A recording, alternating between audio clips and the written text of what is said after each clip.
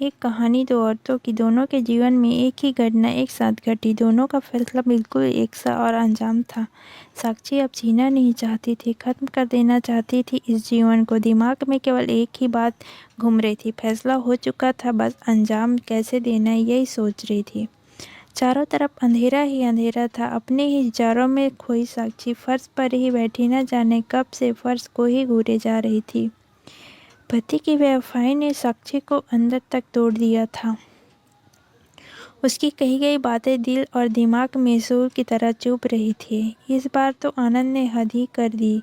अब जीने का कोई मतलब नहीं है, न रहूंगी और न ये सब देखूंगी।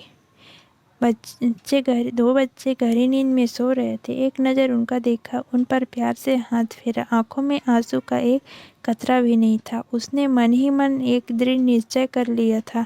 रात के 2 बज रहे थे। चारों तरफ गहरा सन्नाटा था। साक्षी धीरे से उठी और दूसरे कमरे में चली गई।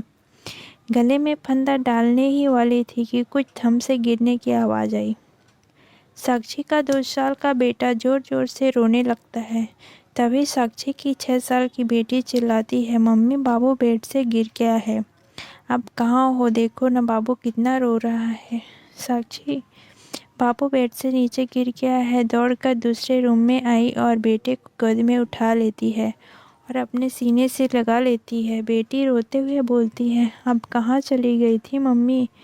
मुझे बहुत डर लग रहा था। आप हम लोगों को अकेले छोड़कर कहीं नहीं जाया करो।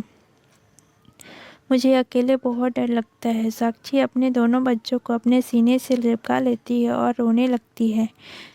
दोनों बच्चे साक्षी के सीने से चिपक कर सो जाते हैं। रोते रोते साक्षी भी कब सो गई उससे पता भी नहीं चला। साक्षी की नींद टूटी मीनू की आवाज़ सुनकर।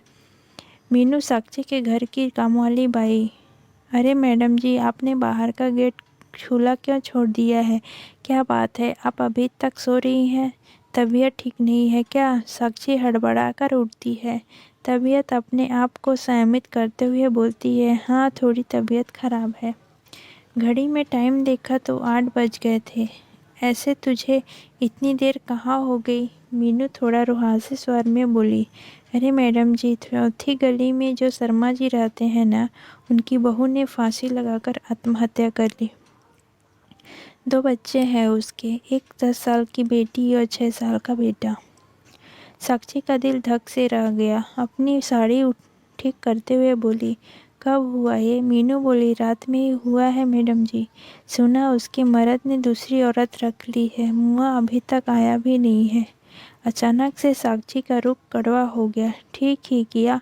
अरे आए या आए ना आए क्या फ़र्क पड़ता है, अब देखने थोड़ी आ रही है। मीनू ये सुन साक्षी के बिल्कुल पास जा जाती है और धीरे से कहती है, छोटा मुंह बड़ी बात मैडम जी, अनपढ़ गंवार हूँ, घर घर झाड़ू पोछा करके पेट पालती हूँ और आप लोग पढ़े लिखे लोग हैं, फिर भी आपसे उम्र में बड़ी हूँ। जीवन का तजुर्बा आपसे थोड़ा ज़्यादा है। आजकल आपके और साहब के बीच कुछ ठीक नहीं चल रहा है। मुंह बंद रखती हूँ लेकिन आँख कान तो खुले हैं मेरे। औरत हूँ, औरत का दर्द भी समझती हूँ, इसलिए आज आपसे एक बात कहना चाहती हूँ। आत्महत्या किसी भी समस्या का समाधान नहीं हो सकता। जीवन में उतार चढ़ाव आते रहते हैं। इसका ये मतलब नहीं कि आप अपनी जान ही दे दें। मैडम जी, मर्द जात कभी कभी अपना रास्ता भटक जाता है, लेकिन अंत में लौटकर अपने घर ही में ही आता है, और न भी आए तो क्या फ़र्क पड़ता है। आप उसके लिए मरना चाहती हैं जो आपसे प्यार नहीं करता, जिससे आपकी परवाह नहीं है, लेकिन उसके लिए जी नहीं सकती जो आपसे प्यार करता है, जिसे आपकी ज़रूरत है। आपके माँ बाप जो आपसे बहुत प्यार करते हैं, आपके बच्चे जिन्हें आपकी ज़रूरत है। मीनू की बातें सुनकर साक्षी के आंखों में आंसू आ जाते हैं। साक्षी मीनू के सीने लगकर रोने लगती है। मीनू साक्षी के कंधे को प्यार से सहलाते हुए सोफे पर बैठाती है और बोलती है, बुरा ना माने तो एक बात बोलूं मैडम जी, खाली दिमाग शैतान का घर होता है। घर में बैठे बैठे तरह तरह की फालतू बातें सोचती रहती हैं मैं आपके घर काम करने के लिए 9 से 3 बजे तक स्कूल में जाती हूँ, दाई का काम करने के लिए। वहाँ है कि हेड मैडम बहुत अच्छी हैं, आप तो पढ़ी लिखी हैं, यदि बोलो तो वहाँ आपके पढ़ाने के लिए बात करूँ। आपका समय भी कट जाएगा और मन भी लगा रहेगा। साक्षी चुप बैठी रहती है। कोई जवाब ना पाकर मीनू बोलती है, आपके लिए चाय बनाकर लाती हूँ। और मीनू अपने काम में लग जाती। काम खत्म करके मीनू जा रही हूँ मैडम जी। साक्षी रुको। मीनू रुक जाती। मीनू तुम अपने स्कूल में बात करो, हो सके तो प्रिंसिपल मैडम का नंबर ले आना। मीनू के चेहरे पर प्रसन्नता देख भाव उभर आए। मीनू लौटकर साक्षी के पास आकर बैठ गई और धीरे से बोली, मैडम जी मैंने दूसरे कमरे में बेड पर स्टूल रखा हुआ देखा। ऐसा आप कभी नहीं करना। ये घर आपका है। इसे बचाने के लिए आपको हर संभव कोशिश करनी चाहिए। बिना लड़े ही हार मान लिया। अपने ऐसे आपकी मर्जी, आप इस घर में नहीं रहना चाहती।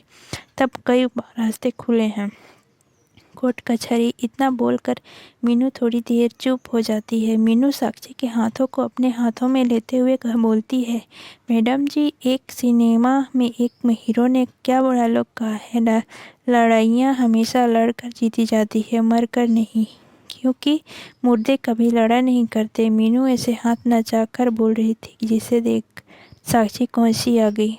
मीनू की बातें सुनकर साक्षी का मन हल्का हो गया और आशा की एक किरण भी दिखाई दी उसे। वह अपने सर्टिफिकेट निकालने लगी। पति पत्नी का रिश्ता बहुत ही प्यारा होता है। भगवान से यही प्रार्थना करती हूँ कि किसी भी पति पत्नी के जीवन में ऐसा कोई मोड़ न आए, और यदि आ भी जाए तो आत्महत्या का समाधान नहीं होता है। ये कहानी अगर किसी के साथ मेल खाती हो तो आपातकाल मानी जाएगी। यह कहानी केवल सीख के लिए है। अगर कहानी अच्छा लगे तो दोस्तों वीडियो को लाइक करें और सब्सक्राइब करें। धन्यवाद।